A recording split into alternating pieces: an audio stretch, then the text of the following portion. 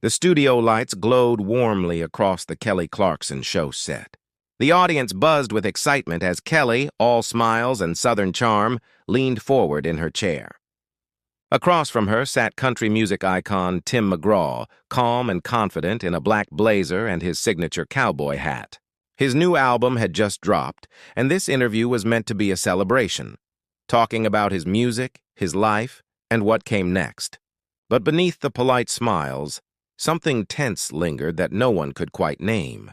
Kelly, ever the friendly host, started with her usual cheer. "Tim, it's great to have you here," she said brightly. "This new album's got people talking. It feels raw and real." What inspired it? The audience clapped as Tim smiled faintly, tipping his hat. He spoke about late-night writing sessions and how the songs came from long years on the road. But his tone was careful, his answers short, like he was holding something back. The crowd didn't notice at first, too charmed by Kelly's warmth and humor. She asked about his work with younger artists, about how he viewed the changes in country music. But Tim's tone shifted, growing sharper. "I'm not here to chase trends," he said firmly.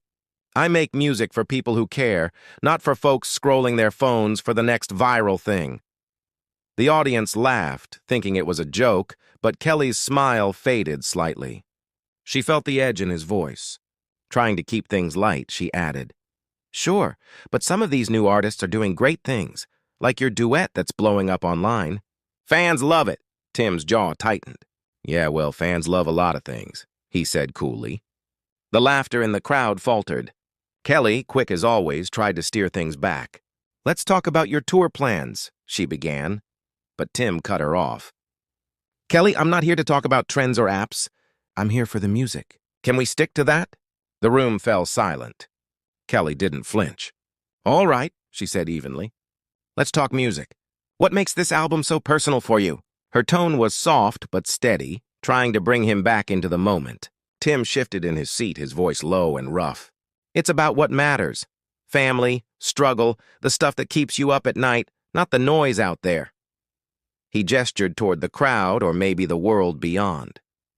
The audience clapped politely, though something in the air felt off. Kelly nodded, gently pushing forward. "Your songs always connect with real life. Is there a track that means the most to you?" Tim hesitated, his expression unreadable.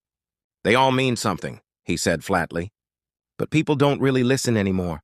They just want a story to post." The words hung between them. Kelly held her composure. "Well, we're listening now," she said kindly. "Tell us about one of those songs." Tim gave a humorless laugh. "You want me to pour my heart out for the cameras? For the headlines? That's not how it works, Kelly." The audience stirred, sensing real tension. Kelly met his gaze calmly. "I'm not asking for headlines, Tim. I'm asking for honesty. Your fans care." His eyes darkened. "Fans?" he said bitterly. "Half of them don't even buy records. They just want a clip to share." The air grew heavy. The producer motioned for a commercial break, but Kelly shook her head slightly. "I get it," she said softly. "The industry's tough, but you're still here, still making music that means something. Why not share that with us?" Tim leaned forward, his voice cutting through the quiet. "Because not everything's for sale, Kelly, not everything's a show." The crowd froze. The light suddenly felt too bright. Kelly sat back, her expression calm, but her hands tight in her lap. Tim's words weren't just sharp, they were personal. Offstage, producers hovered, unsure whether to cut to a break. But Kelly wasn't done. "You're here because your music matters," she said carefully. "What do you want people to take away from this album?"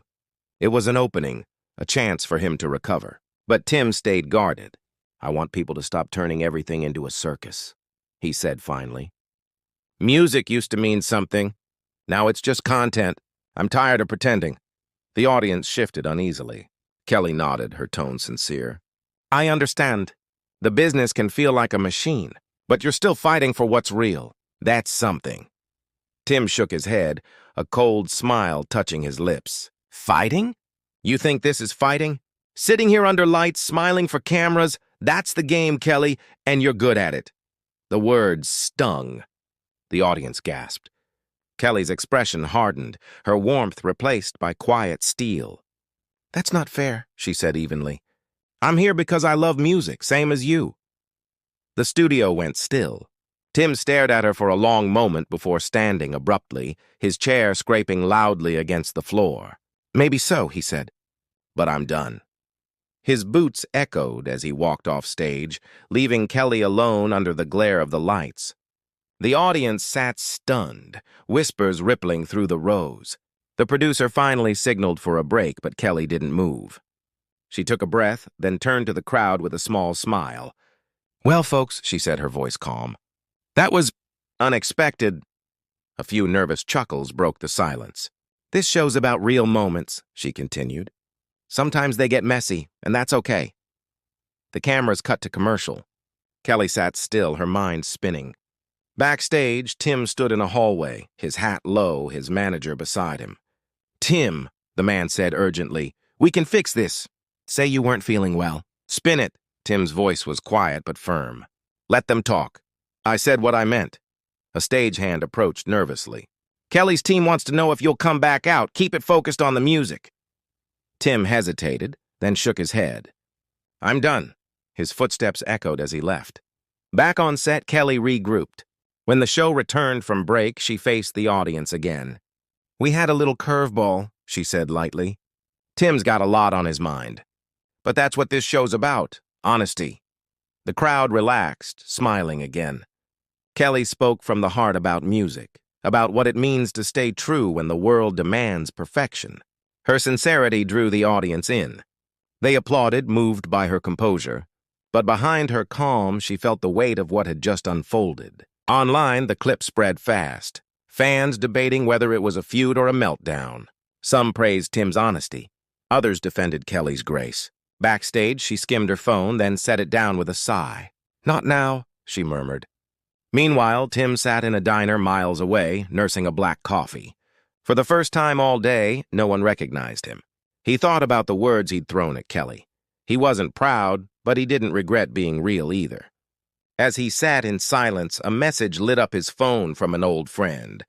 "You said what a lot of us feel. Hope it was worth it." Tim stared out the window, unsure of the answer.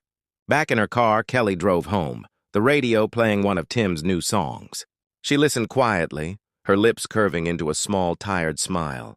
Somewhere between the melody and the words, she understood him.